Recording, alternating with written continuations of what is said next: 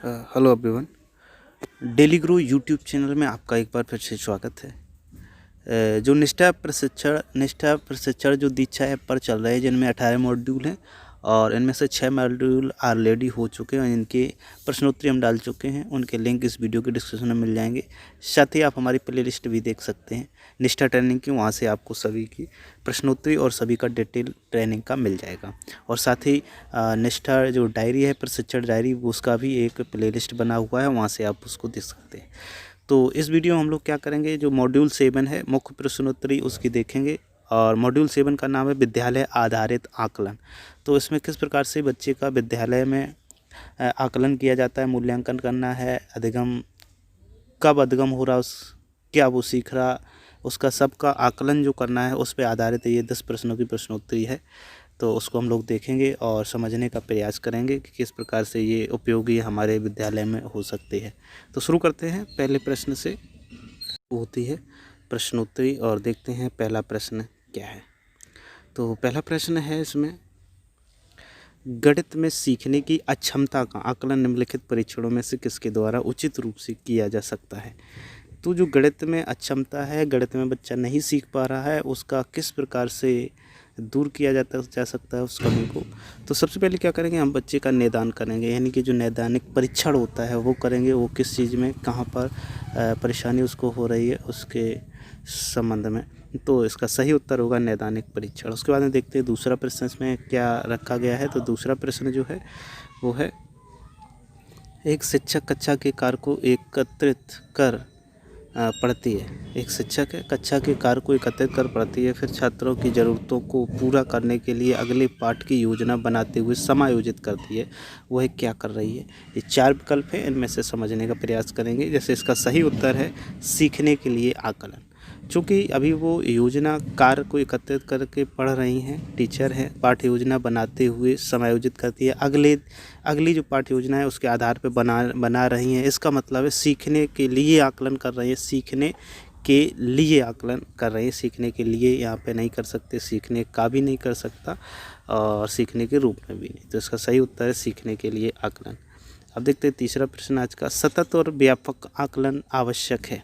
तो जो सतत और व्यापक आकलन है वो कहाँ पर आवश्यक है, यह समझना के लिए कि कैसे अधिगम को अवलोकन, रिकॉर्ड और बेहतर बनाया जा सकता है।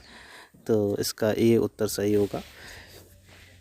अब देखते हैं सतत के बाद में नेक्स्ट जो प्रश्न है, और नेक्स्ट प्रश्न है, निम्नलिखित में से कौन सा एक उपयुक्त आरंभिक आकलन कारण नहीं है। तो देखते हैं सबसे पहले खोले ओपन प्रश्न, ये आरंभिक आकलन नहीं है, क्योंकि आकलन जो होता है तो वो आकलन कारण नहीं है। परियोजना ये भी नहीं है, ये भी नहीं।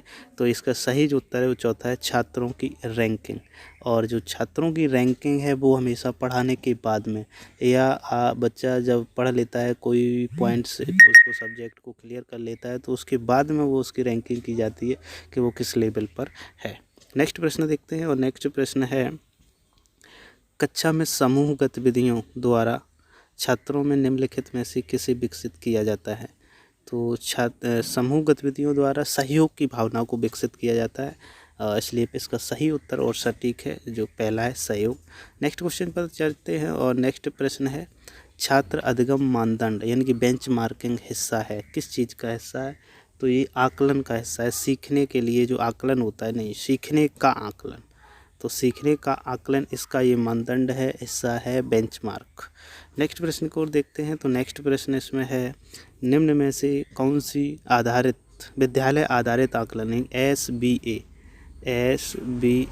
इसका मतलब स्कूल वेस्ड एसेसमेंट की मुख्य विशेषता है। तो ये इसकी जो मुख्य विशेषता है वो है योग्यता आधारित गतिविधि, इसलिए इसका दूसरा विकल्प सही है। तो नेक्स्ट प्रश्न की ओर चलते हैं, और नेक्स्ट प्रश्न में देखते हैं इसमें क्या दिया गया है, आकलन का उद्देश्य है। तो आकलन का क्या उद्देश्य है, इसको हम लोग समझने की कोशिश करेंगे। तो जो आकलन का उद्देश्य है वो किसी चीज़ की गुणवत्ता के बारे में निर्णय लेना, ये आकलन का उद्देश्य रखा जाता है, और यही इस आकलन का उद्देश्य है। नेक्स्ट क्वेश्चन देखते हैं, निर्देश के अंत में उपलब्धि का आकलन करना, ये क्या है, सीखने का आकलन करना। निर्देश के अंत में यानी कि पूरा आपने कोई टॉपिक को पढ़ाने के बाद में जो आकलन करना है आपको, उसका परीक्षण करना है, तो वो होता है सीखने का आकलन, कि कितना उसने उस टॉपिक के बारे में जाना, कितना सीखा।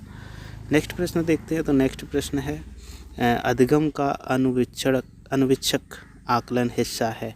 तो ये रचनात्मक आकलन का हिस्सा है। जो अधिगम का अनुवीक्षक आकलन हिस्सा है वो उसका चौथा विकल्प। अब इनको और अच्छे से सही से समझने के लिए आपको एक काम करना होगा कि आपको प्रशिक्षण को आप अपनी पूरी निष्ठा के साथ करना होगा, ईमानदारी से, जिससे कि आपको वो सभी पॉइंट्स समझ में आए, जिससे कि उसके बारे में, प्रशिक्षण के बारे में आपको जानकारी हो सके। तो इस प्रकार से 10 प्रश्न, और 10 प्रश्न में आपका जो स्कोर है 10 में 10 है। यदि आप इस आधार पर प्रश्नों को सॉल्व करते हैं तो आपको ये नंबर प्राप्त हो जाएंगे। और इनके इस मॉड्यूल पर आधारित जो भी गतिविधि है, उन गतिविधियों के भी प्रश्नोत्तर के लिए एक अलग से वीडियो है, उसको आप देख सकते हैं और वहाँ से समझ भी सकते हैं। तो वीडियो पूरा देखने के लिए आपका बहुत बहुत धन्यवाद।